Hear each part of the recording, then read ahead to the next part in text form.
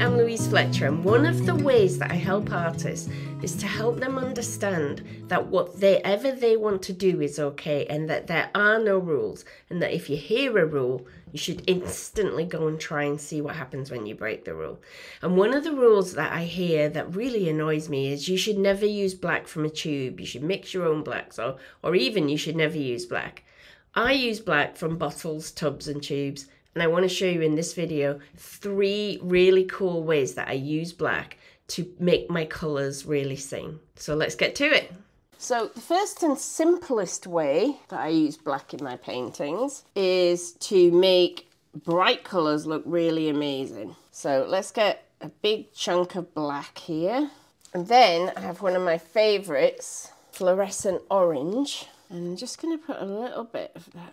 Now just look how good fluorescent orange looks when it's next to black. It's like the opposite. Black is no colour. This is incredibly saturated, vibrant colour. So if you want to really make a colour pop, black is a wonderful way to do it. We could also do it with, let's get a bit of pink.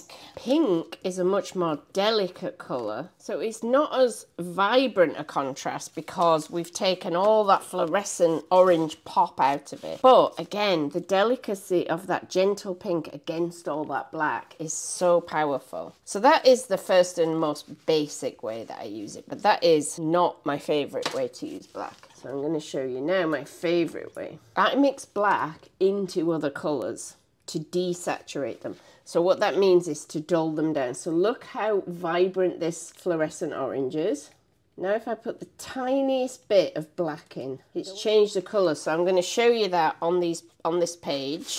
First I'm going to put the pure fluorescent orange there. Now let's take somewhere I've put a little bit of black in.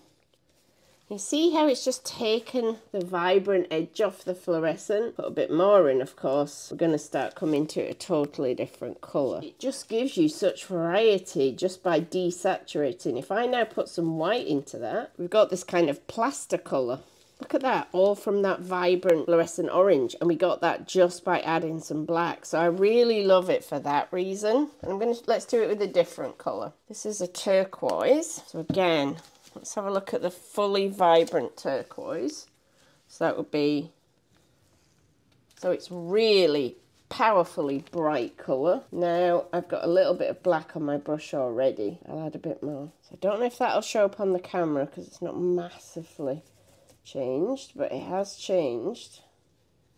And the black is darkening in it and removing some of the colour. Then if I do the same again with this and we put some white in it,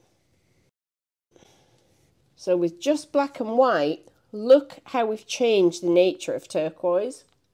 It's amazing what black can do. This colour and this colour will work well together because they both contain a foundation of that orange.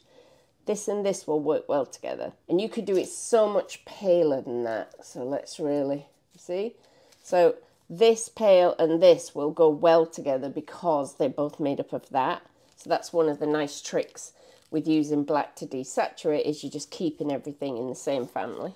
This is my absolute favourite way to use black. I have got here black and cadmium yellow hue, and we can mix up, what colour have we got? Surprisingly, we don't need blue to make green. So we've got this lovely olivey green. Now if I increase the amount of yellow in there, we're going to get a different lovely warm olivey green. And if I amp it up even more, you see we're still not getting yellow. Just a touch of black has turned it into green, but it's a much more yellowy green.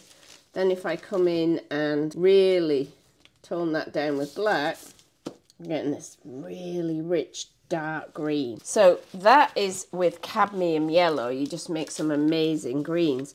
If I add that cadmium yellow, that same yellow, to a blue, some cobalt blue, let's see what happens that's different. So it's so different from that green with the same yellow. Lighten that one up with a lot of yellow. And it goes to this. But you can see that by using black, you've got a whole different range of greens. Now I'm going to show you it with some other yellows. Let's try lemon yellow. So we've got the cool lemon yellow. We're going to mix it in. Now the black is very much a lot stronger of a colour, so it's kind of dominating. I'm going to mix it in and see what's the difference between that and the blue. I didn't leave myself much room on my page, but can you see? It's gone back to being much more olivey because we're using black. So different from this, right? Same yellow, just using black instead of blue to mix the green. And often when people are unhappy with the greens that they're getting, it's because they're using blues to mix them. And what they're actually looking for is something much more earthy, especially if you're a landscape painter. You're often looking for this kind of earthy greens, and these come from black. Let's have a go at just mixing up with black and some yellows, because I've got a different yellow here. So let's use black, and this is diorite yellow, which is a really orangey yellow. I'm going to use black with that. That makes this very almost army green. And, you know, you might not love that colour, but sometimes that could be exactly the colour you're looking for. But what happens now, if you pop some of the warmer cadmium yellow into that, now it goes more towards green. So it's going more towards an olivey green, can you see? And white is magic in colour mixing, because you add it and suddenly you kind of get even more of a sense of what colour you've made. And that is just the beginning. You can imagine, right, how long we could go on with this. So, my 3 favourite ways of using black are mixing amazing greens, desaturating colours so that you get a dull and bright version of each colour and everything in between, and making a bright colour look even more amazing by setting it off against the complete absence of colour. So I had such great fun playing with black. I do love black. Give it a go and see what you think. If you'd like more like this, do make sure you signed up for my artist newsletter. It comes out every Sunday, completely free. And of course, comment, like, subscribe, maybe all 3, because it really helps me on YouTube. Thanks, and I'll see you next time.